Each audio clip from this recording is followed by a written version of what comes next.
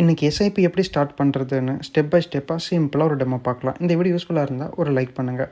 First grow Upstox Zerodha மாதிரி ஏதாவது ஒரு இன்வெஸ்ட்மெண்ட் ஆப்பில் சைன் அப் பண்ணுங்கள். அக்கௌண்ட் க்ரியேட் பண்ணிவிட்டு கேஒய்சி கம்ப்ளீட் பண்ணுங்கள். கேஒய்சி அப்ரூவ் ஆனதுக்கப்புறமா மியூச்சுவல் ஃபண்ட் செக்ஷனுக்கு போயிடலாம்.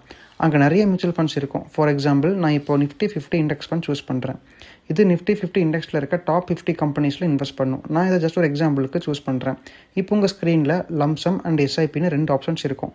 லம்சம்னா ஒரே தடவை ஒரு அமௌண்ட்டை பல்காக இன்வெஸ்ட் பண்ணுறது. எஸ்ஐபினா மந்த்லி ஒரு ஃபிக்ஸ்ட் அமௌண்ட்டை ரெகுலராக இன்வெஸ்ட் பண்ணுறது. நம்ம இந்த வீடியோவில் எஸ்ஐபி ஸ்டார்ட் பண்ணுறது தான் பார்க்குறோம். ஸோ ஸ்டார்ட் எஸ்ஐபி ஆப்ஷனை கிளிக் பண்ணுங்கள்.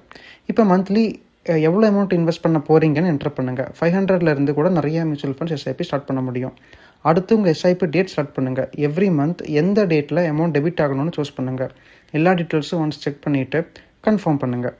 அவ்வளோதான், உங்கள் எஸ்ஐபி ஆக்டிவ் ஆகிடும். அதுக்கப்புறம் நீங்கள் சூஸ் பண்ண டேட்டில் அமௌண்ட் ஆட்டோமேட்டிக்கலி இன்வெஸ்ட் ஆகும். எஸ்ஐபி ஸ்டார்ட் பண்ணுறது ஈஸி தான், ஆனால் கரெக்டான மியூச்சுவல் ஃபண்ட் சூஸ் பண்ணுறது தான் ரொம்ப முக்கியம். நெக்ஸ்ட் வீடியோவில் பிகினர்ஸுக்கு சூட்டபிளான மியூச்சுவல் ஃபண்ட்ஸ் எப்படி சூஸ் பண்ணுறதுன்னு சிம்பிளாக பார்க்கலாம்.